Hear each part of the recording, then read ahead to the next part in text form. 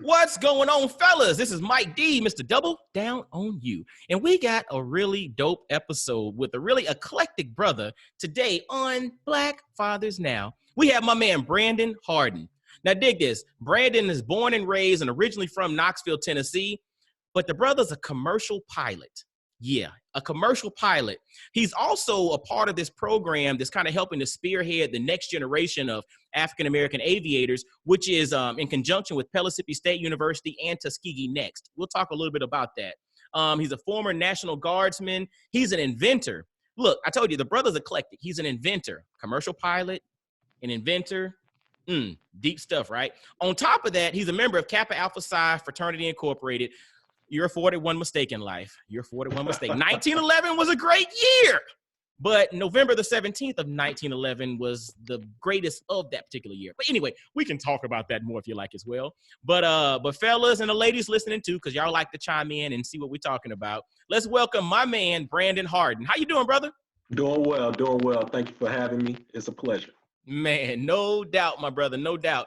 Man, I'm gonna tell you, when I mean, you and I have known each other for a while, but when I got into some of the story and some of the things that you're involved with, I was just like, dude, I got to have you come on the show and share your story, share your journey, share your inspiration, because, you know, Black Fathers Now is all about bringing the village to the brothers, and that insight, inspiration, and wisdom, you embody all of that with various stages of your life. So thanks for taking time out of your schedule. I'm glad you're grounded right now so we can actually talk. And And I just got in. I actually just got in late last night, flew in from New York, dealing with all that Corona stuff up there. You know, I'm not shaking hands. So I'm back. I'm here. I'm healthy. And I'm happy to be home and have some time off. That's what's up, man. That's what's up, man. Yeah, maybe we'll talk a little bit about that too. The whole Corona stuff and flying. It's wild. I bet. So, you know, Black Fathers Now, the first thing we do, we always jump into shout outs, man, because who are we without our village, man? So, That's brother, right. Give some shout outs, man. Let those folks know who helps you to have the wind beneath your wings, no pun intended, as you go forward, man. Well, you know, I got to first start out with my beautiful mother.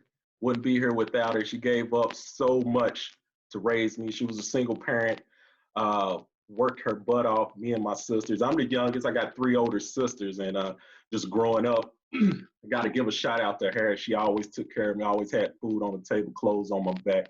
And growing up, it really hits me how much she sacrificed to put me in a position I was, springboarding me out of the household. Also my father, who he had some times growing up, but he's there for me. He's there for me now. I love him, and we've definitely built our relationship over the last few years. As far as my aviation career, I got to give a big shout out to Jimmy Thompson. We'll talk about him a little later in the segment. He was my big brother and mentor in the industry. He showed me the path, and I think that's really important thing about what you're doing in this show. It's all about mentorship, showing the path for the next generation and really following the path for the people that preceded you. As far as my local tribe, got to give a shout out to Tybee Smalls. That's one of my homeboys and one of my, who I definitely open up to, give me an ear as far as, hey, I'm trying to do this, I'm trying to do that. He definitely gives me an ear and shoots it straight to me.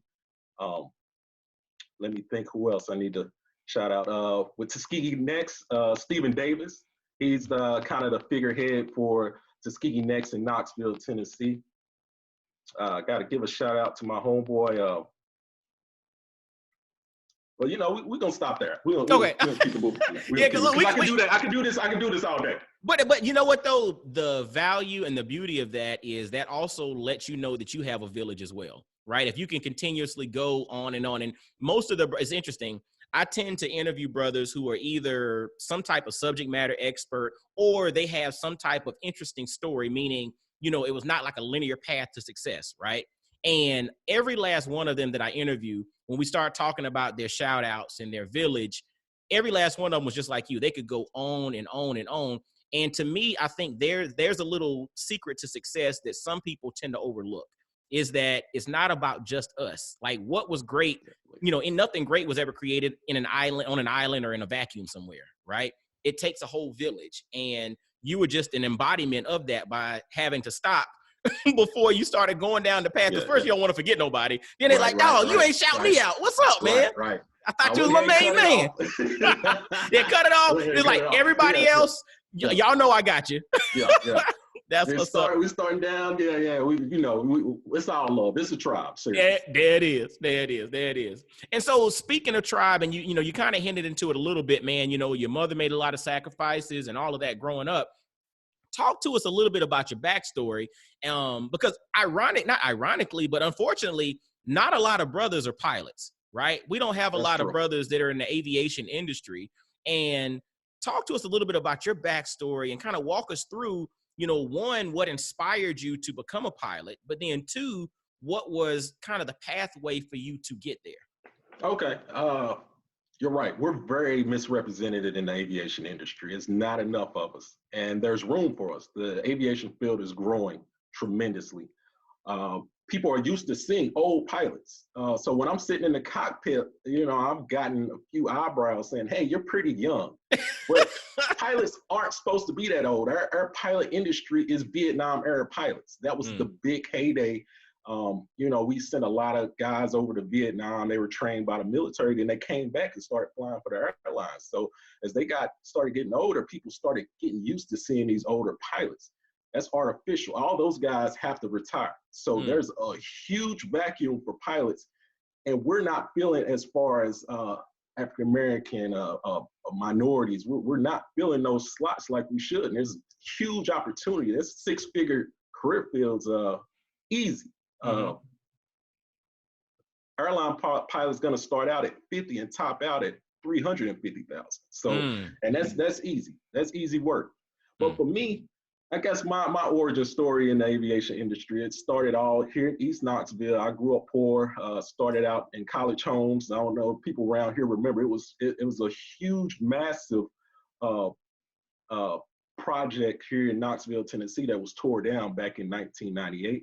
We still have homecomings. I go out there and support, but that's in my blood is Mechanicsville and college homes just below Knoxville College. It's an old historically Black college here in Knoxville, Tennessee. But that's where my origin story started. My family, we moved out from Mechanicsville to East Knoxville in the late 80s. Excuse me. And that's where I grew up, East Knoxville. And we grew up, I grew up, I'm gonna say poor. It was a struggle. Single parent home. My mother, Brenda Reese, she raised us, and I can remember being outside playing basketball and seeing a massive plane fly over my head.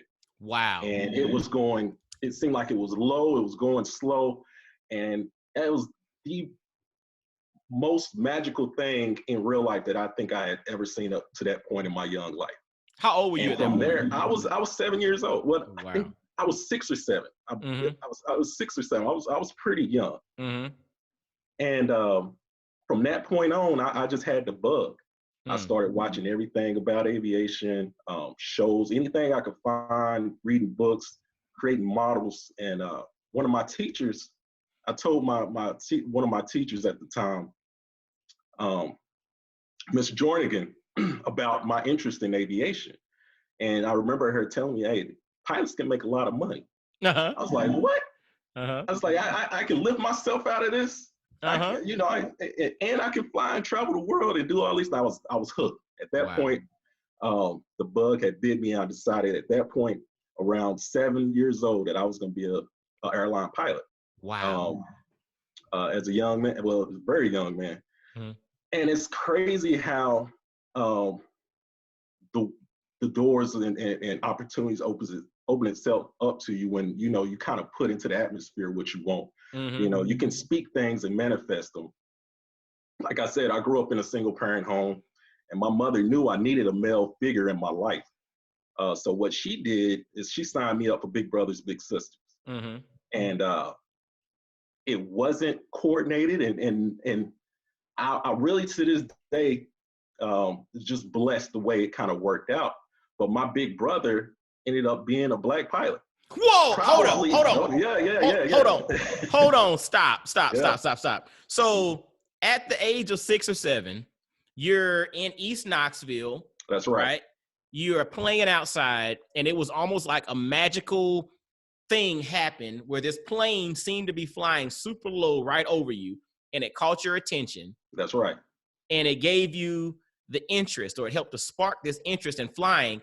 Then from that point, you started to speak about that That's interest right. in flying to teachers and whoever that you could speak to about, hey, I want to be a pilot. I want to travel the world and see this. Again, at the age 6, 7. That's Then right. you started at the boys club, and you had a mentor at the boys club Yeah.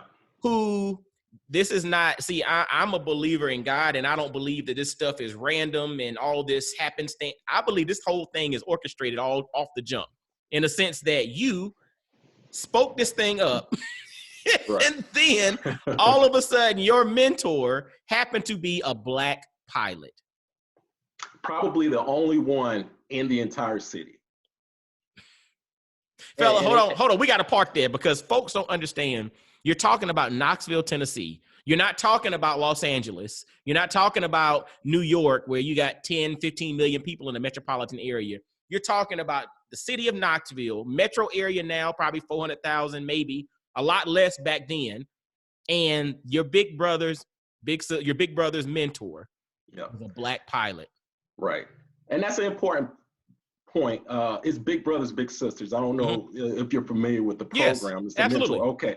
Yeah. And people ask me why I'm so involved in Big Brothers, Big Sisters now. I've done a campaign for them, and I've had a little brother since I moved back to Knoxville 11 years ago.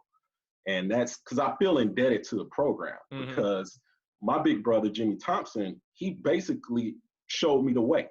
People ask me, hey, how did you get to this point coming from where you were? And it was really my drive, my effort, and my mentor. Hold on one second. Your big brother's name is Jimmy Thompson. That's right. Jim, dude, I'm gonna tell you, this is not some. We didn't discuss this beforehand. That's right. Your big brother's name is Jimmy Thompson. My name is Mike Dorsey. I'm originally from Augusta, Georgia. Where's Jimmy Thompson from? Where's Jimmy Thompson from? Augusta, Georgia. He has a younger brother named Greg Thompson, who was one of my mentors growing up. I don't know Greg. Yes, Greg. I don't know his family. Hold on. I'm gonna tell you. I'm going to tell you. This is wild. I got the things up my back. The hair on my back just stood up. You said Jimmy Thompson. Yeah. And Greg actually came up here one time. I think he was coming to visit his brother. And growing up in Augusta, Greg's a frat brother of mine and all, but he was a coach and mentor and all of that stuff growing up in Augusta. Greg was one of my uncle's best friends, and he ended up being one of my mentors growing up in Augusta, Georgia. And you said Jimmy Thompson. Wow. That's what I'm saying. Dude, this is not, I don't believe in coincidences. This thing is bigger than us. That's, okay, continue. Wow. I'm blown away. I can't wait to get off of this. I'm literally, as soon as we get off, I'm texting Greg, and I'm like, Greg, you'll never guess what happened. Yeah. Man. Okay. Go ahead. Continue, man. I'm sorry to interrupt that, but it blew my mind just thinking about that. Okay. That is wild. So we're going to make another connection. Yes. Even beyond this. So yes, that's super cool. Yeah. So what happened was my mother knew I needed a male figure in my life. And she went to sign me up for Big Brothers, Big Sisters. Now, even today, there's an issue as far as getting young males matched with mentors in a program. We have a lot of female volunteers for Big Brothers, Big Sisters, but not many male volunteers. So the waiting list for Big Brothers, Big Sisters easily goes into a year, 2 years for these young brothers in the city. Well, when she signed me up, it was the same case back then. It was still, they let me know, hey, you may not have a mentor for, 1, maybe 2 years. And me and my mother, we understood that. So we went ahead and filled out the application. I remember I filled out my part of the application. And the last page, it asked, draw a picture of your ideal mentor. Well, at the time, I'm 7 years old. I only knew how to draw like 4 or 5 different things. So I drew a picture of Bart Simpson dunking a basketball. And I remember. And then we submitted the application. Well, my big brother, and like I said, this wasn't set up at all. When he reviewed the applications, his big thing was UT basketball. He wanted a little to go to basketball games with and kind of, just kind of be in their life. But he really wanted a partner to go to UT sports with. And so he seen that picture and he picked me out and they matched us. And literally that happened within a month. So the normal wait time was a year to 2 years. They matched me with Jimmy within a month. And not only that, he was probably the only professional Black pilot in East Tennessee. Stop there for a second. Go. So you got to stop there for a second, because hold on. So you got exposed to the plane flying low, which sparked your interest. That's right. You put it out there that, hey, right. I want to be a pilot. Again, 6, 7 years old. Then your mom signed you up for Big Brothers Big Sister. And when you got signed up for Big Brothers, you had to draw a picture, right? The picture that you drew had nothing to do with being a pilot. It had nothing to do with planes. It was just Bart Simpson and a basketball. Because of his interest in UT basketball and wanting a little brother that he could take to basketball games, he picked you. Lo and behold, he ended up also being an African-American pilot, which you beforehand had already put out there that you wanted to be when you grow up. That's right. It's crazy how the universe works. Oh my gosh. That's woo. Yeah. That's oh Lord. Continue. That's wild. Yep. So when they matched us, I was freaking out. I had never even been on a plane, let alone met a pilot that looked like myself. So from that point, the day I met Jimmy, I realized all bets are off. I can do this. Wow. Something, and that's why mentorship is so important, to show young brothers that, hey, you can do it. That's one reason Barack was so important. Whether you agreed with Barack policies or not, just the idea that we can be there and we can do it. That's what Jimmy kind of represented for me when I seen him. He's coming back from Italy, he's coming back from China, he's coming back from Alaska, and I've never even left East Tennessee. It was like, hey, I can do it. Not only that, I could beat him in checkers. So I was like, hey, I know I can make this happen. If I set my mind to it and I work my butt off, I was confident I could make it happen. Long story short, I'm here. I make a really good living, and I live basically the life I kind of admired in him. So just growing up, he literally showed me the path. He showed me, hey, you got to do X, you got to do Y. You can't ever get a DUI. You got to go to college. You got to work your butt off. You need this GPA when you get out. And then when you get out, you need to talk to these people. He literally showed me the path. Well, to that point, the path, lay that out for us. Like, what was your pathway to becoming a pilot? But, and then maybe are there other ways to, accomplish that particular goal as well? Okay. For me, it was a much different time in the field than it is now. So when I entered the field, I graduated from high school in 2002. It was right after 9/11 in 2001. You got to realize that before 9/11, there was the big internet tech boom. So the economy was humming really well. When the economy hums, airlines are doing well. So when they're doing well, they hire a bunch of pilots. So all these airlines were fat with pilots at the time, right before 9/11. 9/11 happened, people literally stopped flying overnight. If it wasn't business travel, people weren't flying. So the airlines had a rough time. They started furloughing pilots. So you had all of these really high time, really experienced pilots that were on the street. You had 4 or 5 year United pilots that were basically out of a job until the economy and the airlines started to recover. That was the kind of the workplace I was going into when I got out of college, and I was looking into the airline field. So I knew. Hold on. But the thing that's interesting about that was because you still in your heart had that you were going to be a pilot. That didn't deter you. That did not deter me. Wow. Continue. That's I pretty knew, cool. I knew Jimmy did it. I felt like I could do it, and that's not Woo. a strike on Jimmy. It was just he was tangible. Mm. I knew who this guy was. I knew what made him tick, and I felt like it wasn't anything I couldn't accomplish. So I always said, hey, Jimmy made it happen during the trying time, during flight school, when I was broke, when I was going through my private, when I was, in military flight school and I'm getting beat up. I literally said, hey, Jimmy did it. I remember Jimmy told me he struggled, but he made it happen. You know what I'm saying? I know what he is doing now. If I just push through and persevere, I can make this happen. So that was the industry that I jumped into right after high school. So I knew at that time that I'm probably going to have to take the military route to become an airline pilot. Okay. There are multiple routes, and those routes are more diverse now. Like I said, there's really not as much competition for those career slots as it was when I came into the field. Okay. So you have the civilian route, you have the military route. For me, it was basically military or bust. So I went through college. I attained the GPA that I knew I had to qualify for flight school. I worked my butt off. Jimmy helped me with letters of recommendation.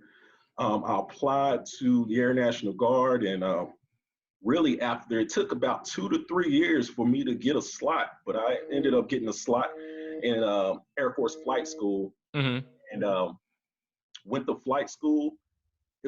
Flight school is one of the toughest courses in the world. I mean, it's 12-hour days. You start 4 a.m. You fly maybe twice a day.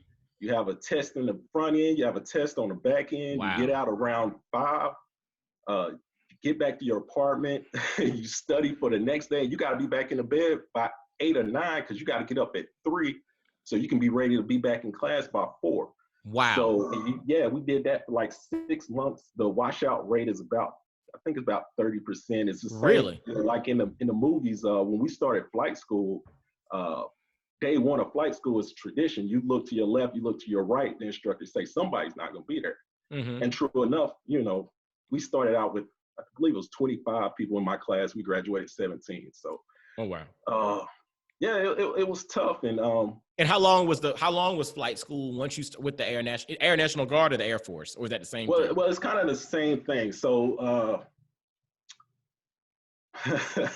that's kind of a long story, but the Air National Guard is kind of the state arm of the military. Gotcha. Okay. So in Congress, in the Constitution, every state has the right to defend themselves. So Air National Guard, our commander-in-chief, for all intents and purposes, is the governor of the state. Gotcha. As opposed to, but we're trained to do the exact same role as the federal DOD, Air Force, and Air Force, Air Reserve. So it's really interchangeable. And something that a lot of people don't really understand about the Guard is everything domestic mostly is going to be taken care of by the National Guard or spearheaded by the National Guard primarily.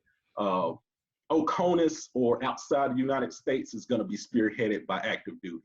Gotcha. So anything overseas is going to be more active duty Air Force, with us backfilling them. Everything domestic is going to be mainly the Guard, with the active duty component backfilling us. Gotcha. Okay. So that's kind of an easy way to kind of explain what the Guard is and what Air National Guard. But the main thing, we're interchangeable. We're trained the exact same way. We have the same requirements. Just different responsibility. Different responsibilities. Well, different really envelopes of responsibility. Gotcha. Kind of the same responsibility, but more domestic. Guard is more domestic. Active duty is more international. So gotcha. So you went through the training. Right. Okay. We all train together. Active duty, Guard, Reserve. We all go to the same flight schools. You get the same wings. So the wings that were on my chest the same wings that would be an Air Force pilot, a fighter pilot. Mhm. We all get the same wings, and then you transition into the actual aircraft you're going to fly in your capacity. So Now, how long did that take? Like, how long from the time you started the training with the, to mhm. the time that you actually became a pilot? What was a time frame with that within the military component? And that's a wild thing. It's about a 3 year uh, process, Hmm. and it's a little different from every other career field in the military because the taxpayers are investing so much money in the in pilots. Got you. So I, for example, I hold a top secret security clearance. Hmm. That's very expensive for the taxpayers to provide for me. I'm an officer. Hmm. Flight school. Once you start, there's a rigorous uh, weeding out for flight school. They do medical. They take X-rays of your brain, X-rays of your heart. They want to make sure that they don't start training and something happened and they got to kick you out and they waste all of that money. Absolutely. And they do a huge background check. So my top secret security clearance was bananas, man. Hmm. They start out.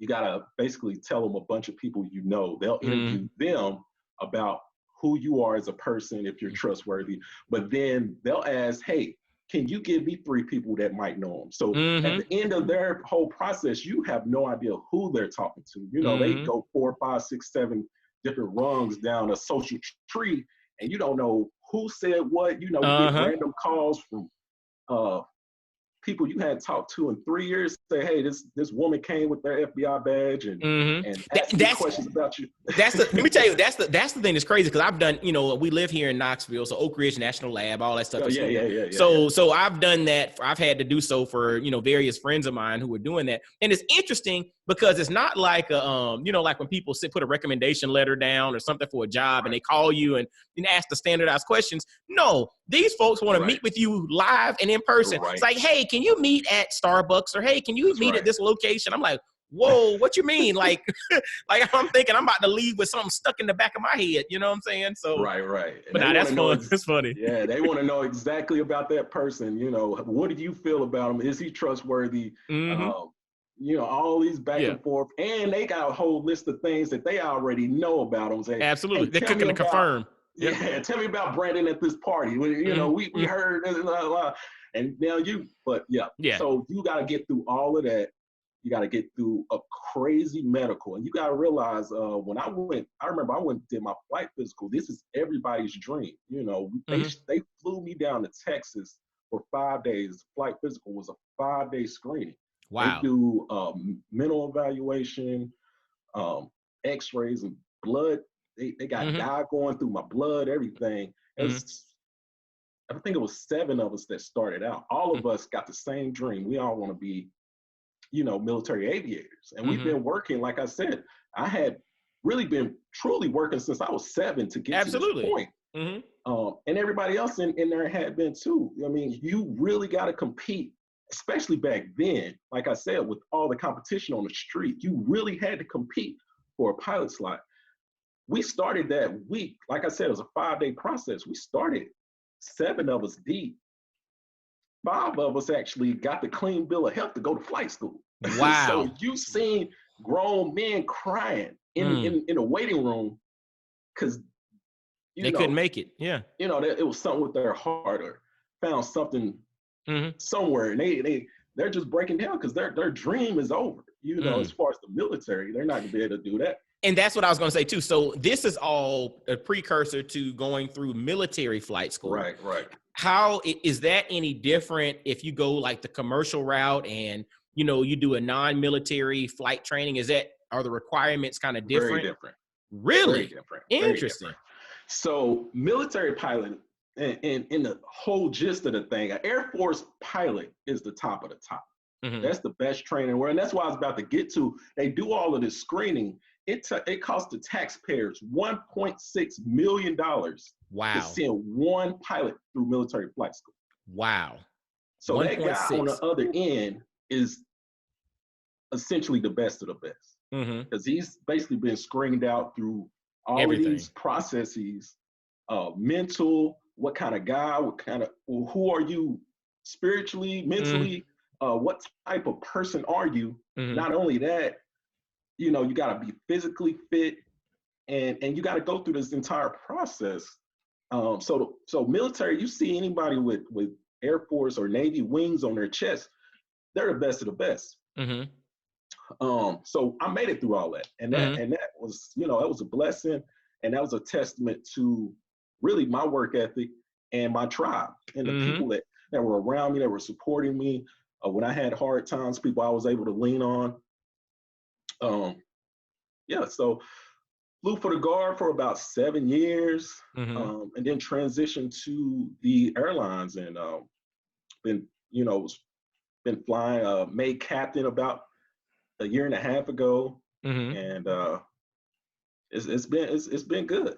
That's man, dude. I'm gonna tell you that whole process, and you really helped to educate me on it, right? Because I didn't know that there was a difference in military pilot versus non-military pilot, and how it's viewed, and what you also kind of opened up was you kind of helped us who are not aviators to see within the industry how the hierarchy kind of lines up. Right. It's Mhm. kind of, kind of like when you're, for instance, like you're in a frat, like I am, whatever. Right, So, right, right, right. you got the, you got your pro fights, you got the neos, you got the folks, you Yeah, got the yeah, hierarchy. He's been in the game for 50 years and this one is just crossed the sands last week. And yeah. so there's a hierarchy in regards to respect and Right. honor and all of that stuff Yeah. within that organization. So it seems like within pilots, it's kind of the same way as well. Yes, right. That's right.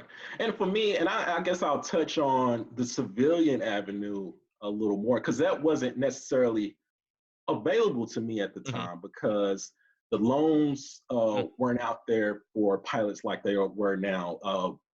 The different companies weren't um, promoting and recruiting for pilots like they are now. Mm-hmm. The next generation of pilots needs to be in place now. Mm-hmm. There's a huge uh, pilot shortage right now. That wasn't the case when I was coming through. So the military was like bang or bust for me, Mm-hmm. because I didn't have the money. I didn't have the Mm-hmm. $70,000 to go the civilian route. I had to bust my butt to go the military route, Mm-hmm. and I love it. I flying from the military. I've seen the world. I have over, I believe, 40 combat missions Mm-hmm. over Afghanistan. I think I got like 15 or 20 over Iraq. Mm-hmm. Uh, I've seen the world, and I got that badge. Mm-hmm. Yeah, I yeah. got the medals, and Uh-huh. I feel like I really gave back to my country, and feel that kind of dream of and of being a military pilot. Then I transitioned to the civilian ranks, and I love that too.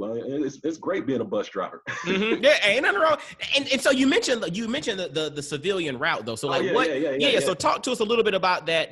What the civilian route looks like. And I guess this also might be a neat transition into the program that you're a part of now with Pellissippi State and Tuskegee Next. So talk about what the civilian route kind of looks like. If maybe there's somebody out there that fits the bill and they have the background or whatever, and they say, what, I want to be a pilot, what that looks like, but then talk about this program that you're also a part of now. Okay, well, okay, to put a period on my military training, once you make it through military training and you have your wings, and you're operating, the FAA bestows upon you all the same certificates that you would earn from what I'm about to talk about.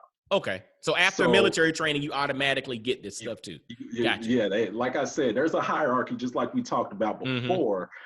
At the top really is the military pilot. Okay. Everybody respects the Navy and Air Force pilot, and respects how expert they are in their field. You talk about a subject matter expert.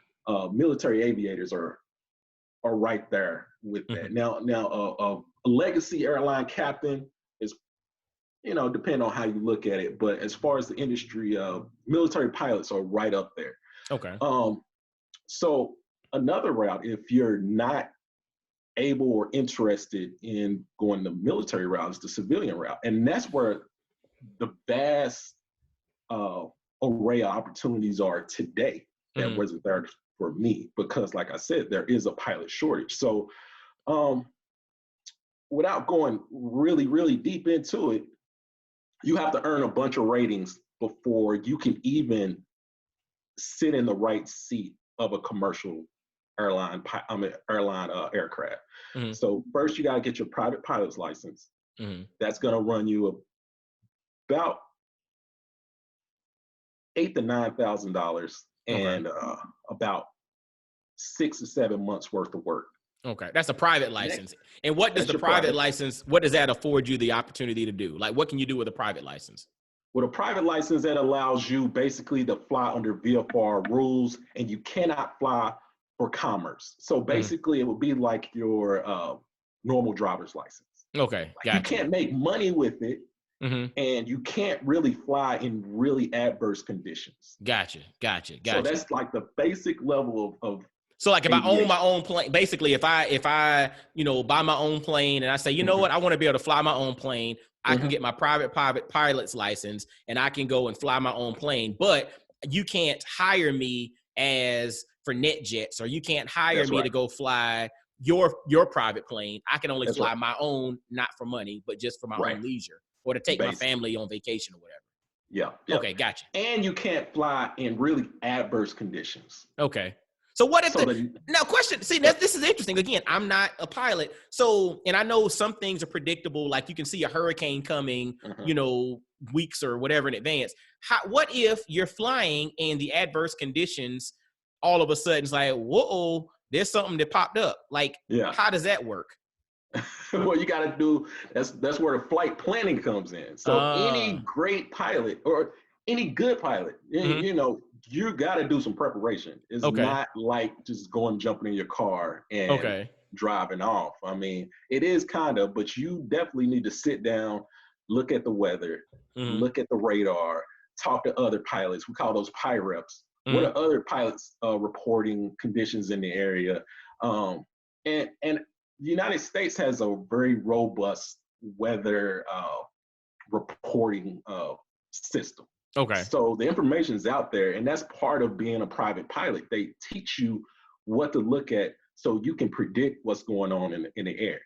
And once you're in the air, if you find yourself getting pushed into a corner where you're gonna encounter these conditions, it's time to turn around and go home. Pack your bags and go home. So no vacation for you. Right. You don't push it. You don't. You definitely don't push it. The whole Kobe Bryant thing. That was tragic. And as a pilot, you hate the Monday morning quarterback. As a pilot, I really don't want to comment until I get the official investigation report. But all the preliminary reports is pointing to the pilot really doing what I just said, just kind of pushing the limits, knowing, hey, it's getting worse, probably Kobe family, and you need to get over here. I'm going to push my limits. I'm going to push the limits of the aircraft, and went too far, and it was a tragic accident. Wow. So go ahead. And so again, this is your private license affords you the ability to, in essence, fly your own or fly not for money or not for commerce. That's right. And that takes typically 6 months. And you said maybe 10 grand or so, you can get your private license, right? That's right.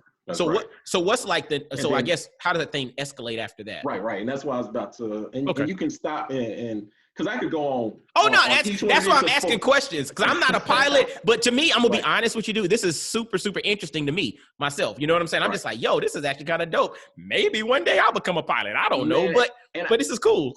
And I hope you and anybody else that's vaguely interested in it would think about going and at least getting your private. And it's a super cool, dope certificate to have. I mean, to be able to take, so I'm not married. I don't have any kids. I look forward to that. But I've taken first dates on flights. Man, hey fellas, hold on, dope. Pause. See, that's that baller stuff. It's like, nah, girl, what you want to go to Applebee's? Nah, baby, let's go down to the strip, down the airstrip, and I'm gonna hop on the plane, and we're gonna take you around the city. we're gonna fly down to Augusta, and we're gonna see, we're gonna fly, we're gonna have lunch, and we're gonna fly back. You know, and that's something that is hard to compete with. You know Man, what you I can't, mean? man, look at him. Bars. So hey, you got to get that private. There That's it the is. very first step, and that teach you everything. Like you said, you know, it's the fear of the unknown. A lot of just like you were saying, they teach you before you even go up for your license for the private how to look at weather, how to look at maintenance, how to look at these things, so that you don't get in a position where you're being pushed past your limit. They teach you all that stuff. So don't be afraid. You know, go out to your local small airport. There's always a FOB, what we call a fixed base operation, Mm-hmm. that's doing training. That's got this course where you can get your private. But the first is your private. Okay. Second, like I said before, in the private, you can't really fly in adverse conditions, what we call IFR, instrument flight rules. Mm-hmm. So the next certificate is your instrument. Okay. So you get your private, you get your instrument. Once you have your instrument, you can fly in those adverse flight rules, and you kind of know what you're doing. You're able to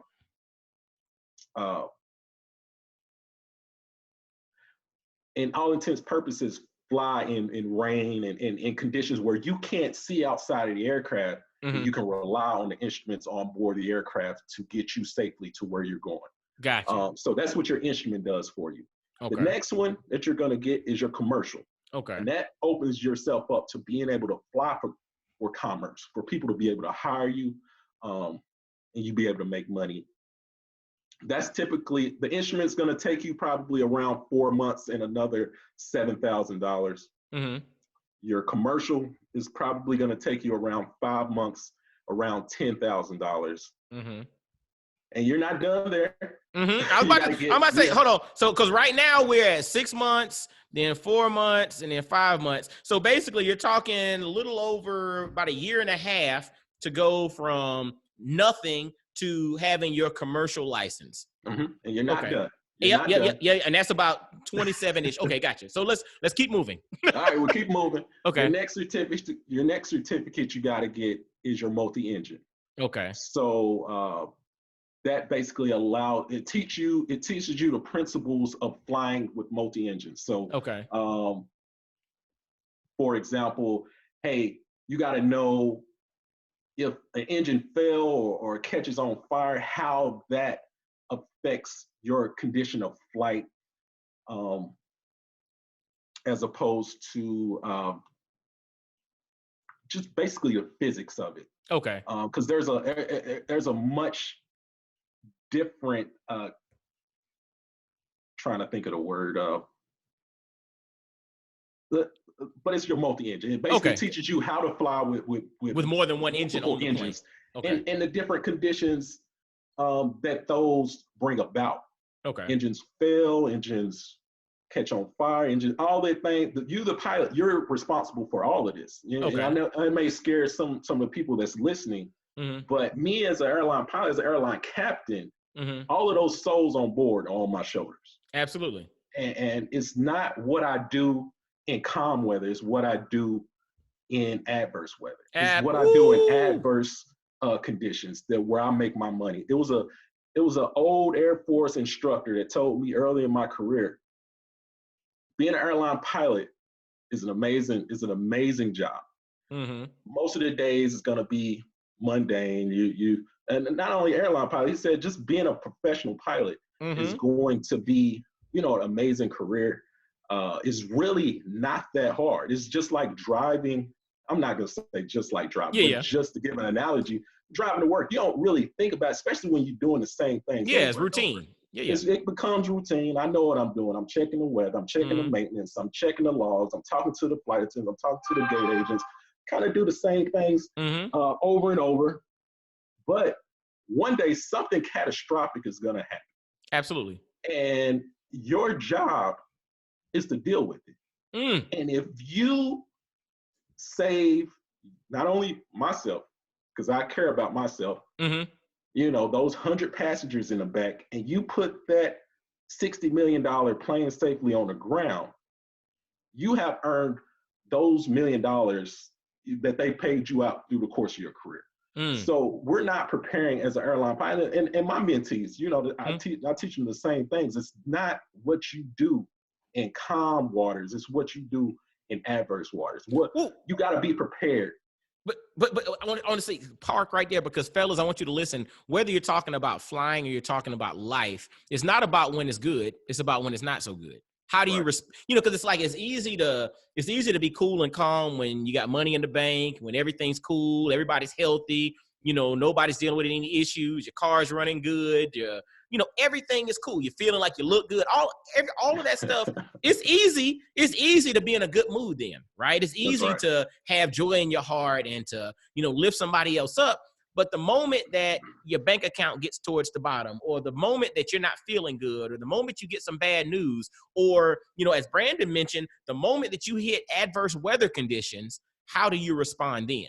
That's where you make your money. And how you make your money can be an analogy that we utilize in other aspects of our life. It's not about when stuff is good, because again, everybody can handle that. I mean, you give somebody a pile of money and have them look the way they want to look and feel the way they want to feel.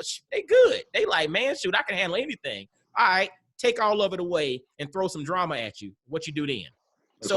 That's a real, fellas, I want y'all to listen to what Brandon just said. That's applicable to becoming and being a pilot, earning your wings and actually earning your keep, but it's also applicable to life. It's not when it's good. How do you act when that thing is bad? That's Go right, ahead, brother. Hey, Tyson said it. You know, everybody got a plan until they get punched in the mouth. Man, dude, you know, so, that is real.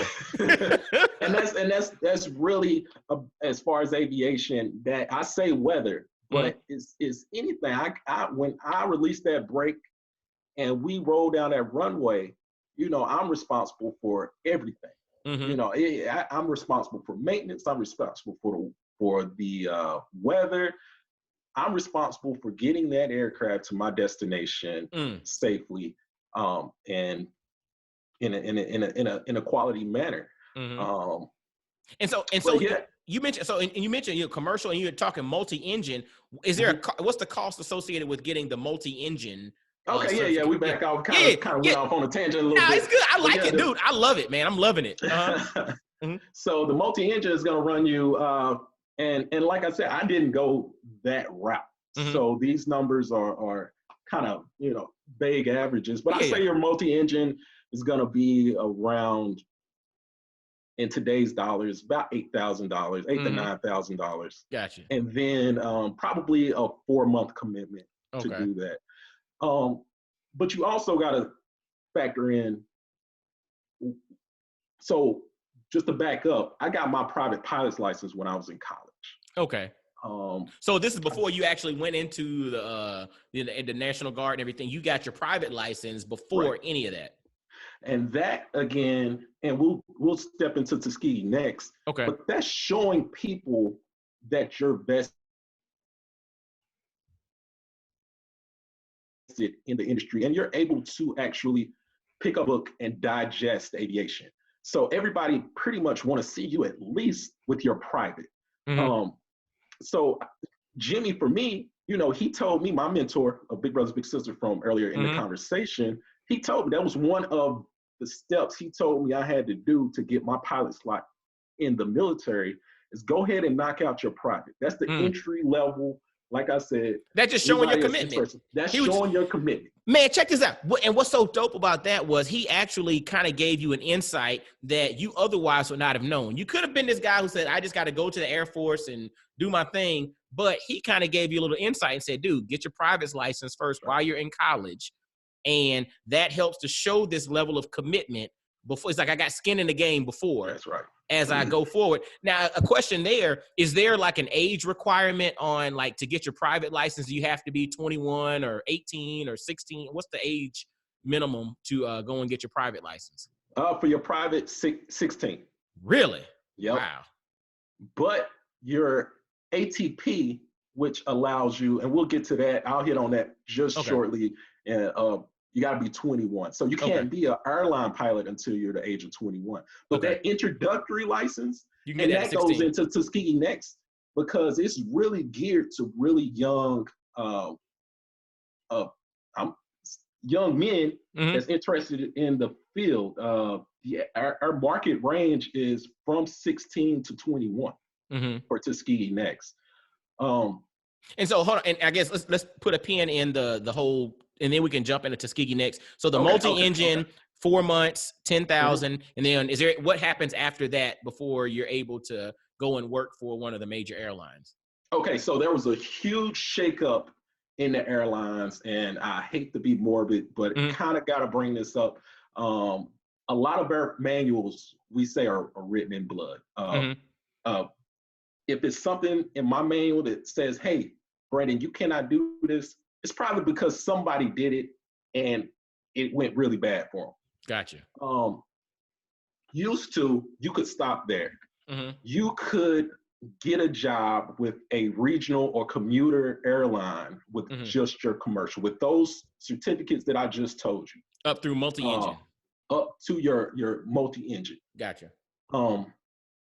Now those numbers and time frames, that doesn't factor whether people getting jobs or instructors. So a lot of times, it could be more, it could be less. But used to, before 2010, you could take that, and if somebody wanted to, they could hire you. Mm-hmm. Well, there was an accident back in 2000 and I believe 11. It was the Comair accident. Yeah. Where the Congress, it wasn't even the NTSB. They noted it as what they call a causal factor, but it really wasn't the cause of the accident. They said that the co-pilot was very unexperienced. So Congress, and that's what she had. She had that bare minimum. She had the private instrument, commercial, multi-engine, and that was it. And she ended up getting a job with this commuter airline. They had an accident. Was not this young lady's fault at all. Okay. Literally, if you look at the investigation, it was not her fault. It was just a note in the investigation that she was very unexperienced. Congress took that and said, basically, we want everybody in the airline industry to have what we call an ATP. Okay. An airline transport pilot certificate, which is very hard to get.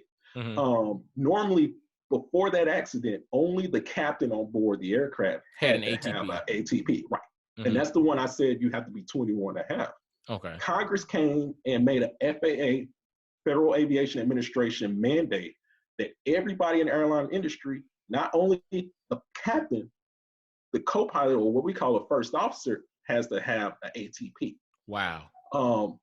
That really, when I say it's a pilot shortage, that really slowed it down. Slowed it down, because not only now did you have to have those certificates, on top of those certificates, you have to earn 1,500 hours of experience to qualify yourself for an ATP. So 1,500. So, and do the previous certificates, do they count towards your 1,500 hours? They do. Okay. So once you get those certificates, that's probably going to put you at around 250 to 300 hours worth of hours towards your ATP. Okay. Now, like I said before, you got to get 1,500 hours. So how do you get that if you can't work? Yeah. Right. So, I mean, you can work, but not as an airline pilot. So people get those hours by instructing other. So that's what I heard about this. So that's where the instructor thing comes in, where you see a lot of people doing instructors, because once you become an instructor, that counts towards their 1,500 hours. That makes sense. Right. Okay. Or if you ever been to the beach, you see those planes towing banners. Yeah. They're building hours. They're making pennies on a dollar, but they're building hours. And that's the whole goal. Wow. That's the whole goal, is to build hours. You have companies that do inspection of wires, like utility wires. So when you're driving down the highway, you see these miles and miles of utility wires. There's companies that inspect those from aircraft. You can build time. It's all kind of ways, but you cannot be an airline pilot. Wow. Until you get those 1,500 hours. Wow. So again, not only did all of these pilots force retirements, not even in quotations, pilots have to retire by the time they're 65. And it actually used to be 60, but Congress put a Band-Aid on it and increased it to 65. So all of these Vietnam era pilots have to retire. There was kind of a cap when they came out with the ATP certificate. And then, like I said, my generation, not many people went into the aviation field because right after no one was 9/11. hiring, right? Absolutely. Nobody was hiring. So if you, and I'm gonna hit on this just real quick so everybody kind of is at all interested in the aviation field of making this a career. From 2001, you had 9/11. The airlines did not recover. When they started to recover around 2006, we had a recession. So then again, people weren't flying. All of these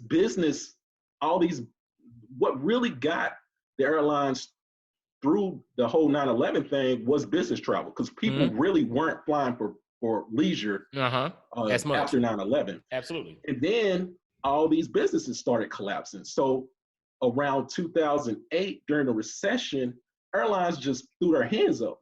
If you remember, there was a bunch of consolidations, absolutely, a bunch of bankruptcies. You don't have Northwest. Northwest isn't Continental. Remember Continental? Continental isn't. They merged with United. Northwest merged with Delta. You don't have U.S. Airways. That's they what I was about to merged with say. American. It was a big shakeup, and I say all of this, and I cap it with this point, with this kind of soundbite.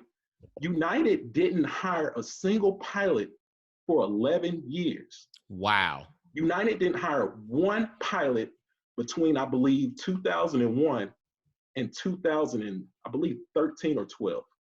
Wow.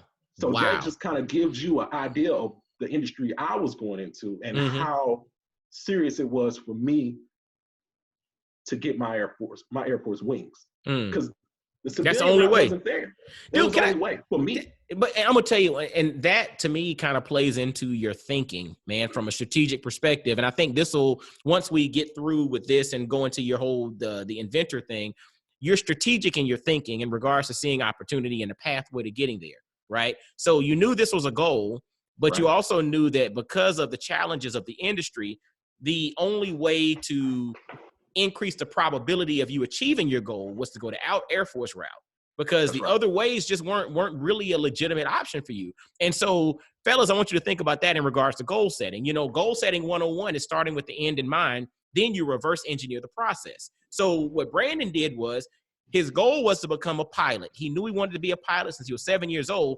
With his mentor's help and all the folks in his village, he then reverse engineered the process to the way that made the most sense for him to ultimately get to the goal. Think about that with anything that you're looking to accomplish, anything that you're looking to, to create, to do, to build. Start with the end in mind, reverse engineer the process, and then find the pathway that best aligns with who you are and gives you the best probability of success. Deep. I definitely agree. With that. I had a lot of obstacles, and that's one thing I talk about as far as mentoring with Tuskegee Next is, like, the obstacles that I had pale to the obstacles that the Tuskegee Airmen had. They opened the door for me. The obstacles I had paled to even what Jimmy had going through the industry in the 80s as probably, when I was on base, when I was going through flight school, it was probably 5 of us out of the entire base, African Americans. He was probably the only one for that entire year. Wow. And to not even be able to look around and see anybody that looks like you going through and being held to a higher standard. So I'm not sugarcoating anything.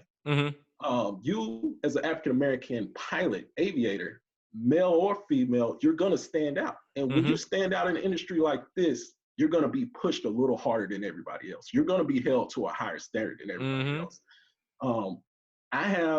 I'm not going to mention their names, but I have two very close friends that had the exact same goal that I had.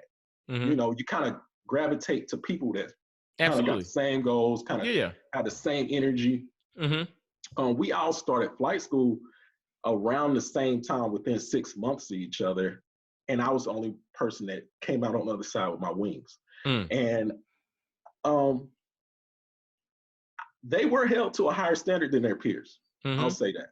Mm. And that's just something you have to understand and know moving forward in this industry. And I'm personally vested in this industry, but any industry where you are under the spotlight, medical, engineering, um, you as a black man or black woman, you're gonna stand out and you're gonna be held to a higher standard. That's You our gotta live life. with it. That's it. That's their life. That's But their check life. this out though. I mean, I know, and it's interesting you're saying that, and this applies no matter what circumstance, situation, or whatnot that you're talking about. Growing up, we were always taught you got to be better. You got to be stronger. You got to be smarter. You can't do the same stuff that they're doing. You can't get away with the same things they can get away with. I can remember those conversations. They were like on repeat in my mind, right? The same stuff they were doing for the senior prank. You better not be out there because they're going to have your picture on the front of the newspaper. That's right. They're going to get to slide on and keep on doing what they're doing and graduate like everyone else. It's just like, we have to be mindful of that. But the reality is, that's the black, especially the black male. That's the black male experience. That's the experience. That's our experience. I mean, we can't deny that. But my question is, what do we do with it? Do we take that as a woe is me? Well, we can't do nothing. We ain't never had it no way. Or do we say like, you know what? We're still here. So there's something in us that says, yo, dude, you here for a reason. Do something with it. So that's why I appreciate you really going into this story and going into this process, especially as a black man. You're a captain with a major commercial airline flying all over the world. And this is something that I want the brothers to see. Your kids can do that. His mentor was a guy named Jimmy. Jimmy Thompson was his mentor. He was another black man. That's social proof of the possibilities. Me talking to Brandon right here. This brother, social proof of what's possible. Don't limit. Don't put limits. Just open up the idea to the possibilities and get out the way and let it happen. Do the work, but get out the way and let that thing happen. So you hit on something real important as far as the black experience. It comes down, we're going to be held to a higher standard. And you got to work harder. You can't do what everybody else is doing. But the thing about it is what will push us through is mentorship. Yes. Is mentorship, is reaching back and reaching forward. If we keep holding each other's hands and keep showing each other the way, it levels the playing field. And that's what Jimmy, go ahead, I'm sorry. No, go ahead, finish. Go tell me you said that's what Jimmy, what now? That's what Jimmy helped to do for me, and that's what I hope to help do through Tuskegee Next for the next generation, is you're gonna run into these obstacles. You're gonna run into roadblocks, but you can talk to me. You can talk to other mentors in the industry that's went through them, and I'm gonna teach you. I'm gonna tell you how to get around it. Just listen. The same way when I have an issue, I'll reach out to my commercial airline mentor, Colonel Bryant, and I tell you right now, anything that happened on the line, I pick up the phone and I call my mentor before anything. I'm hey. This is what's going on. My flight attendants are doing X, Y, and Z. Whatever. How do I handle this? I'm calling my mentors like, hey, what do you think? And it's really, and I say that. I mean, that's now, but even going through flight school, even going through college, pledging a fraternity, you can relate. You shouldn't feel like you're ever alone, especially in the Black experience. We should always be looking to pull the next person behind us up and be reaching toward the person in front of us for dude,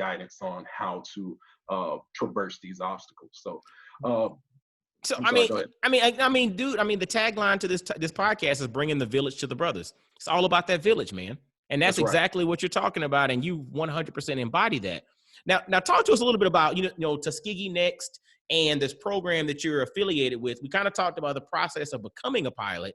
Now you're affiliated with this program that's helping, young brothers and sisters get exposed to the aviation arts or the aviation industry at an early age.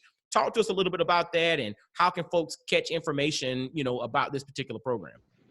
Okay. Well, I'm not going to assume everybody knows about the Tuskegee Airmen, first of all. So I'm going to hit on the Tuskegee Airmen for just a second. Absolutely. So the Tuskegee Airmen were literally the first military regiment of Black pilots. Mm-hmm. Everything I told you I went through, that was in the 2000s. And Mm-hmm. it was tough then. Imagine doing this during World War II, Mm. when no one believed in you. No one thought you were smart enough to operate a complex aircraft. All the stacks, all the obstacles were stacked against you. Absolutely. Everything. Mm-hmm. This is what Tuskegee Airmen faced, and this is what they overcame. So they opened every single Wow. airman that looked like me. The Tuskegee Airmen set the standard. They were one of the most decorated flying squadrons in the history of aviation, Mm. with all that stacked against them. Mm. So that's what it's all about. When you say Tuskegee next, it's, hey, not me. I'm talking about these brothers that came before me. They set the bar. Mm-hmm. I can't even dream of being nowhere near parallel to them. But if I kind of reach toward them, I'm gonna be all right. Absolutely. It's the same thing for the next generation. So Tuskegee Next, the whole purpose is really helping young brothers and sisters traverse those obstacles by looking toward the next generation. And that's kind of me and my peers reaching back and helping the next generation behind us uh, into the field of aviation. Because they're gonna have obstacles, they're gonna have things in their way. We're gonna help them get around those things and overcome them. Mm-hmm. So Tuskegee Next is basically a philanthropy program. Of the local figurehead of the program is Steve Davis. He's a developer. He lived here. He lives in Chicago, and that's where Tuskegee Next is based out of. And they're helping to really finance that very first introductory step in the aviation course of getting their private pilot's license. Okay. So we kind of hit in depth on the private and how that is the introductory level, and that's showing everybody else that you can do it. You are a licensed aviator, and you're invested in the career field. Well, I said before, it's around $10,000 to get that done. If you're accepted into Tuskegee Next, basically they provide that scholarship to make that happen for our young brothers and sisters. Whoa, now that is deep. So Tuskegee Next, in essence, finances, or is a philanthropic or organization that in essence finances the whole private license part of the process, and that's right, is geared towards young folks between 16 and 21. That's right. Wow. So if you're accepted into this program, you're actually flown to Chicago, put into a dorm, and you're with other aviators. You're surrounded by the tribe and pushed toward completing that private pilot certificate. From there, go ahead. I was gonna say, so with that, is that like a 6-month type period, or how long? What's the time frame of that? Is it like during the summer? If you're dealing with a 16-year-old that's a junior in high school, is it like during the summer? Is it like staggered? Like, how does this thing work in conjunction with, that age demographic, so to speak? Okay, so when I said roughly 6 months for an average person to get their private pilot's license, I'm throwing in there that is your part-time gig. Okay. You got school, you got work. For you right now to go out here in Knoxville, go to Island Homes and start working on your private pilot's license, it's going to take you probably on average 6 months because you're not doing it full time. Well, like I said, Tuskegee Next, they're taking you to Chicago. That is your full-time job. You're living, breathing aviation. So it's intensive. It's intensive, and you're surrounded by nothing but support. You understand what I'm saying? It's us teaching us finance mainly by us. And so yeah, it's beautiful, man. It's beautiful. So it's normally a 3-month process during the summer for these young brothers and sisters. Wow. So now, how long has this been around? Has this been a program that's been around for a while? Is it brand new? What's the deal with it? Now, I was made aware of Tuskegee Next around 2017. Okay. And that's when Steve was really getting the traction here in Knoxville. Like I said, it's based out of Chicago. They've been doing it in Chicago probably a few years before that. It's not a huge program right now. Okay. But we here in Knoxville are very lucky because Steve is, I believe he's from here. I'm not sure. I know he has a house here. Okay. He has family here. And he made Knoxville kind of one of his target areas where he wanted to spotlight for Tuskegee Next. And my job is to market Tuskegee Next to our young brothers and sisters. It's an amazing opportunity. I hope we can fill the next Pellissippi class with the young brothers and sisters that are looking to actually springboard into the Tuskegee Next program. Now, you said Pellissippi class. So again, this Tuskegee Next is based out of Chicago, and the Tuskegee Next is open to folks from all over the country, correct? Tuskegee Next itself. That's correct. If you are accepted into the program, see, that's the beauty of it. If Steve Davis and Tuskegee Next have partnered with Pellissippi for a non-credited program that's based out of our Magnolia campus here in Knoxville, Tennessee. And for people that don't live here, that community is the Black community in Knoxville. Okay. So the idea is Pellissippi is going to provide this non-credited aviation program. Like I said before, the private shows the world and everybody that you're basically applying to, that you're serious about. Absolutely. No one, and I'll digress a little bit, no one is going to let you fly their multi-million-dollar plane and trust their families with their lives until you've shown some effort. Absolutely. You've shown some expertise. Absolutely. So, and to jump back into it, Pellissippi is providing an intro aviation course that teaches the basics or the ground portion of the private pilot certificate. I guess a parallel or analogy as far as driving would be your written for your driver's license. So you know how you study. Okay, I'm sorry, go ahead. Yeah. So basically what it sounds like, Pellissippi State Community College in Knoxville is kind of like you getting your learner's license, so to speak, beforehand. And after going through the non-accredited course at Pellissippi, that then gives you not a guarantee, but a probably higher probability of getting into Tuskegee Next, right? That's right. And so that's the partnership in Knoxville, Tennessee, with Pellissippi State Community College and Tuskegee Next, is to expose them. They go and take the classes, do the written work, and then that gives them a higher probability of getting accepted into the program in Chicago, which then they can then go forward and get their private pilot's license. That's right. That's right. Okay. And I was gonna say, so question, and is Pellissippi State, the community college in Knoxville, is that the only community college or program that has that type of partnership throughout the country? Or is this something unique just to Knoxville, or do they have different opportunities like that around the country?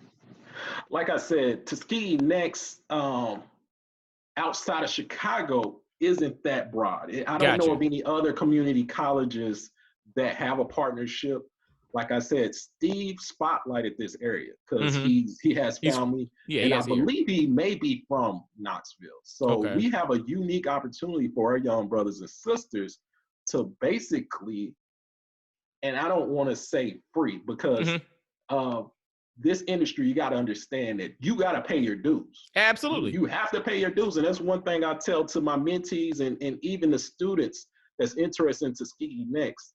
You have to be willing to come 80% of the way. I'm gonna show you the 20. I'm gonna meet you 20, and we're gonna get this done. But you have to be able to come put 80. In the work. You gotta really be ready to come and do this, because there's a lot of obstacles that's gonna be in your way. I'm gonna show you how to get around them, but you gotta be able to come ready to work.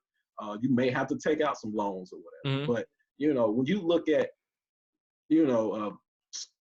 year 2 UPS pilot starting off at $200,000, you're gonna go take out a loan for a charger, or you're gonna invest in yourself in this career field. Absolutely. And you can't be afraid to do that if you're ready for this. If you're committed. If you're committed, as far as Tuskegee Next, that's what we're doing. So Pellissippi is gonna help you through the ground school for your private.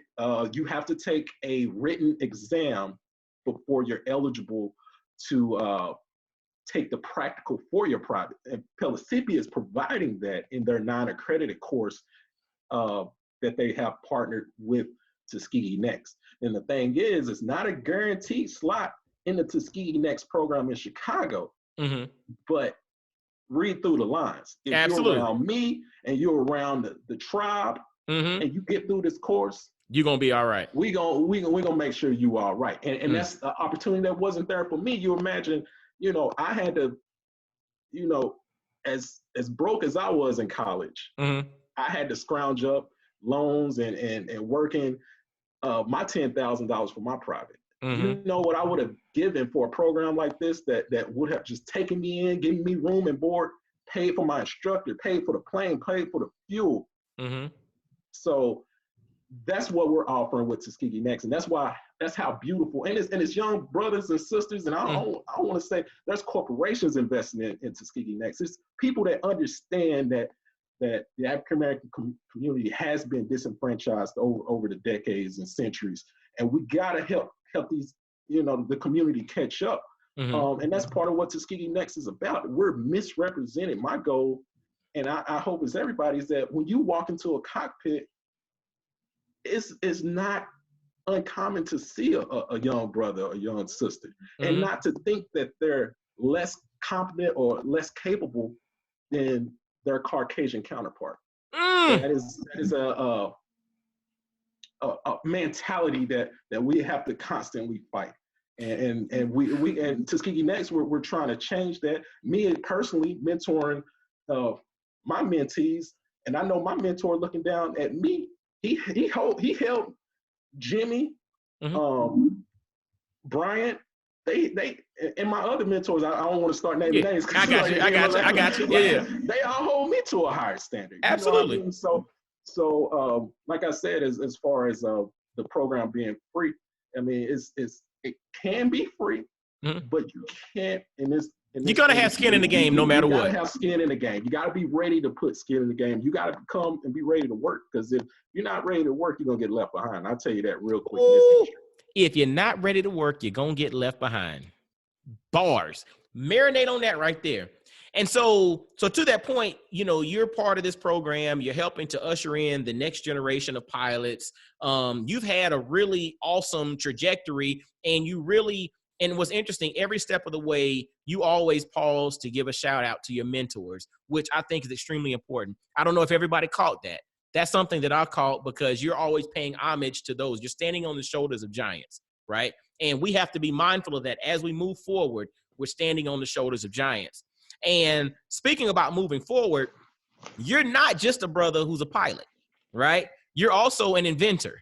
And I think, and to be completely honest, I found out you and I met initially based off of one of your inventions that I think a buddy of mine or something was talking about. And we were somewhere and you kind of were sharing an invention that you created. And then I found out, I was like, oh yeah, well, the brother's a pilot. Oh yeah, and he does this. And oh yeah, he was in the National Guard. And oh yeah, he's from Knoxville. And oh, it was like it's like these layers kept coming back. You're not just a pilot, but you're an inventor. Talk to us a little bit about that and kind of what led you into, you know, kind of creating, you know, things in an entrepreneurial space, but then also as an inventor. Okay, so as I said, there's a lot of obstacles from that little boy at 7 years old to where I am now. I live in a beautiful house, and you know, I'm blessed to be able to pay my bills. I'm blessed to be able to take trips when I want to, and take care of the people that I love around me. But there was a lot of obstacles to that, and I watched a lot of my peers not make it for whatever reason. And something I realized is for me, the secret to financial success is not having all my eggs in one basket. So if say for example, for me, I'm an airline pilot, but if I break a leg or I develop some kind of health condition where I can't maintain my flight physical, well, there goes my career. You know, I have insurance and things to help me out with that, but for the most part, there goes my career. So I've always known that this career field could be taken from me at any time. So I've always looked at other avenues for residual income. Even before I got into the invention realm, I started acquiring rental properties. I have a few rental properties around Knoxville and I try to do that. I got into the realm of entrepreneurship, and to talk about my first invention, it is really from the military. Back before all this Bluetooth and stuff, you had really playlists. So I would have to, every year I would have to do a physical fitness test in the military, where we would have to do a mile and a half run. And that was just one portion of the fitness test. And you wanted to get your time for that mile and a half run as far down as you can. So about 3 or 4 months before my physical fitness test, I would run basically every other day. Well, I would get tired of my same playlist listen to my playlist while I ran, because I couldn't run without a playlist. I just feel like running is boring. So I always listen to Ain't nobody chasing me. Why am I running? Right. So then you at the time you just had streaming services like Pandora coming out. But while I was running, there was no way for me to interact with Pandora or my playlist. And I really just got tired of listening to the same thing. So that's where my initial invention came from. I wanted a remote that I could implement during a full sprint. And I came up with the Command Glove. And basically what the Command Glove is, it's a mouse for wearables. It allows you to control your phone, or really there's all kind of implications for it in the industries now. We're looking at virtual reality, but at the time it was more being able to control my music completely without looking down or stopping my run. So the Command Glove is patent pending. We haven't launched it yet. It's still in engineering. We raised a bunch of money. We're finishing up engineering. We're on the backside of engineering. And for all intents purposes, it's a mouse for your wearables. So your phone, your iPad, just being out in the world, you don't have to look down. You can control whatever you need to just through the movement of your hand. That's pretty cool. And so with the Command Glove itself, you mentioned it's patent pending, so it's not on the market currently yet or whatnot. With that, again, I don't understand the invention world to an extent. Is that something in which somebody can kind of Google and learn about the Command Glove, or is it something that's kind of behind the cloak of darkness and nobody can kind of see what's popping there? Well, I don't want to call it a cloak, but we haven't launched it yet. Gotcha. So we have a website. It's not live. Okay. We had I can't even remember the GoFundMe, which we raised some money from that. We may bring that back. But the financing is there. Between the public support, I got to give a shout out to the Urban League. They were great supporting me in this initial investment and entrepreneur endeavor. And my attorney, Van, I tell you, man, it is expensive to do intellectual property. Filing for, and anybody can reach out for me, anybody interested in entrepreneurship as far as inventions, trademarks, that stuff gets really expensive really fast. So got to give a shout out to my attorney, Van, for holding me down on that tip, schooling me. And like you said, it's all about mentorship. Absolutely. The Urban League. It's a lot of people that helped me on that avenue. So really, and to segue into, I think what you want to bring up just a minute ago, while we're kind of in a hiatus right now in engineering, because engineering is tough. A lot of the Command Glove has to do with phones, iPads, Androids, and these things get updated every 6 months. So we got to make sure that our software and hardware is compatible with what's going on. And not only that, you got the coronavirus. We have our manufacturer out in China working on this stuff, and they're all shut down. It's like you got all these steps, and people asking, "Hey, what's going on? What's that?" I mean, got all these moving parts in the background, but it's moving. And Now, hold on. I want you to park there for a second because I want to ask a question. So, as it pertains to, you keep saying, you mentioned that, we have engineering and the development of this and the development of that.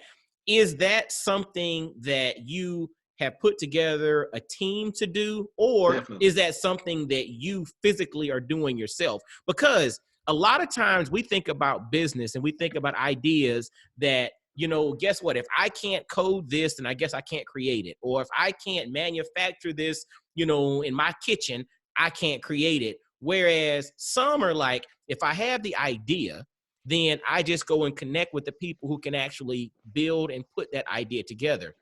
Where does your idea, where does a command glove fall in regards to that for you? For me, it's all about the team, and I remind my team all the time. First and foremost, I'm an airline pilot. That is my expertise. That brings a lot to the table as far as just time management and things that I bring to the table. But I have a great team behind me. One of my fraternity brothers, Eric Stevenson, past pole mark, Memphis alumni, and Bobby Sanders, my accountant. Like I said, Van, my attorney.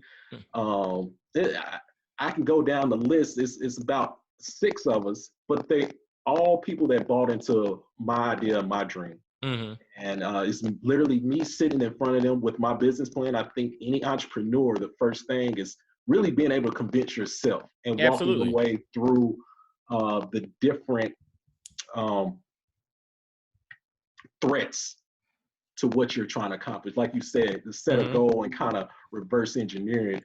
And if you got an idea for an invention or a business, and write it down and walk your way through it. And that's really what it came as far as my team, just identifying people that I thought could bring something to the table and convincing them into my dream and what I was trying to accomplish. So I have a software engineer, I have a hardware engineer, like I said, accountant. I have on my team IP attorney. Eric's a project manager, so he does all the meetings and all that stuff that connecting all the different dots and pieces and figuring out how we get to the next step. And we brainstorm. And when we come to a roadblock, we all come together and we figure out how to traverse it. Right now, we're in engineering. There's a lot of stuff going on in the background, a lot of stuff that personally that I'm not an expert at, and Absolutely. I let other people kind of do. So what I knew I wanted to do is learn more about e-commerce. And we knew we were going to launch this product via e-commerce, our website, Amazon. Really, we weren't going to be a brick and mortar store. We were going to utilize e-commerce. Absolutely. And in the meantime, I was like, well, what can I do to figure out how to make the best use of this idle time? And I decided to start another business and to teach me about e-commerce personally. And hopefully this business will a springboard and be as big as Fubu was back in the 90s. But my idea was Black owned, Black operated men underwear. So underwear, comfortable, that's a step up from what you would get from Walmart. You know what I mean? Like very nice, something, nice t-shirts, nice underwear, nice socks, things you would be proud to have on. Our marketing statement is style starts with the very first article of clothing, with your very first article of clothing. So that's kind of the idea of what we're bringing to the table. It's called Braze Clothing. Braze? Braze, yeah. I got that. A little shameless plug right now. So look, so when you're watching the video of this, you'll see the image of the box, and I'll make sure to have the link and everything in the show notes so that folks can check out. You said Braze, B-R-A-Z-E? Right, B-R-A-Z-E. Okay, and then And is that currently active and live? Like people can go on in line and find Braze It clothing? is. You can purchase it from Amazon right now. Braze underwear, Okay. and we are in Mark Nelson Denim here in Knoxville, Tennessee. He's Okay. located in the old city, Mm-hmm. and we're just building a brand. We love your support, and uh, just another avenue. Like I said, we're trying to build an empire. And a question, and so in Braze underwear, you can catch it on, you said on Amazon as well. Do you have like a website as well? Is there like a Braze website, or is it just primarily We strictly on have Amazon or and through Mark Nelson Denim? we have not had a hard launch. Okay. This is a soft launch. We have a website that's not live at this point. Okay. We're going to, like I said, with this whole coronavirus thing, it's really kind of stopped up a lot of shipments and things of Mm-hmm. that nature. So I want to backfill more sizes, more colors. So we haven't had a hard launch, but as of right now, you can purchase our initial offering of underwear on Amazon, Braze underwear, or you can go to Mark Nelson Denim in the old city in Knoxville, Tennessee. Okay, so fellas, I'll have that in the show notes. I'll have the information, Braze underwear, Amazon, and then also for Mark Nelson Denim. I had I had my man Marcus Hall on the show about a year ago. So yes, Okay, yeah, that's my man. So we'll make sure to put the links there so that you all can support Braze underwear as well as once the stuff is live, be on the lookout for the command glove. Now, are you personally like active on social media and all of that? Like if folks wanted to kind of learn a little bit more about you and your story, are you active on social media currently? I'm active, not really with my. I'm more personally active, Gotcha. not from a professional. I do have a LinkedIn. Okay. I do have a Instagram and a Facebook, Mm-hmm. but it's more personal driven as opposed to professional. Gotcha. So what we'll do, we're not going to have the links to your personal stuff, but I'll just have his name there. So as you start to see information about a brother named Brandon Hardin, you can kind of reverse engineer the process and see that, okay, the command glove, it was that dude, or Braze underwear, it was that dude, or this Tuskegee next thing, you start to see some images of a brother, on the cover and all of that stuff. Okay, it was that dude. Just know Brandon Hardin, the brother from Knoxville, Tennessee, is doing the doggone thing, but he's also taking his story and allowing his story to inspire the next generation. So that's why I think it's no pun in the sense that you're affiliated with Tuskegee Next, because what seems to be in your heart is inspiring and pushing the next generation, especially in the aviation industry. That's right. I couldn't have said it any better.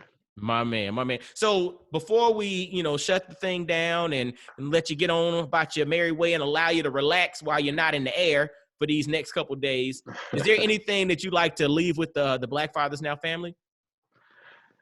It's about mentorship. Mm. It's about reaching back and reaching forward. Mm. As long as we're all connected, it's gonna all work out. As long as we're all connected, it's all going to work out. And we can connect a lot faster if we get in an airplane and go from continent to continent, right? That's right. I love Dig what I that. do, man. I love seeing the world. I love meeting all the people. Um, I often say, talking to people, I've been around the world twice, and people just want to love, take care of their people, and just live life, man. Just live life and give back. Live life and give back. Man, if that ain't a perfect way to end this thing, I don't know what is. My man, Brandon, I want to thank you, brother, for taking time on your off day, because you're a busy brother, on your off day when you're grounded, to spend time with the Black Fathers Now family and actually walk us through the process of becoming a pilot. Your story of how you became a pilot, also how you took inspiration and you utilized that to determine what your end result would be. You reverse engineered the process, but a little snippet that we can't overlook, you put it out there. By putting it out there, all of these steps started to line up for you to ultimately result in that particular end goal. And so I thank you for doing that. And brothers, I hope you paid attention to that. There's value in sharing what it is you're looking to do. There's value in putting it out there, what your desires are, because ultimately, if you're sincere about that, you'd be amazed at how this stuff starts to line up. All right. And if you don't believe me, take a listen back to Brandon's story, and that'll definitely be a testament to it. So, brother, thank you so much for taking time to hang out with us. Fellas, as always, make sure to visit blackfathersnow.com. Subscribe via iTunes, Stitcher, Google Play, iHeartRadio, TuneIn Radio, Amazon Alexa, anywhere that you listen to podcasts, subscribe, leave comments, and share. If you know of anybody interested in becoming a pilot, share this episode. Brandon dropped a whole lot of doggone bars, a lot of nuggets, a lot of wisdom in regards to becoming a pilot. Inspire it. Drop this out and let them think about life. Let them think about what their kids could potentially be when they, as they grow up. And they don't necessarily have to grow up, because Tuskegee Next has a program that opens up the window for kids or young folks as young as 16 to earn their private pilot's license. Think about that. The possibilities are endless. Use this brother's story as an inspiration. Make sure to go to Amazon and grab some Braze underwear. If you're in Knoxville, stop by Mark Nelson Denim and grab some Braze underwear as well. And fellas, until next time, y'all be blessed, well, and wise. And I'll holler at you. Peace.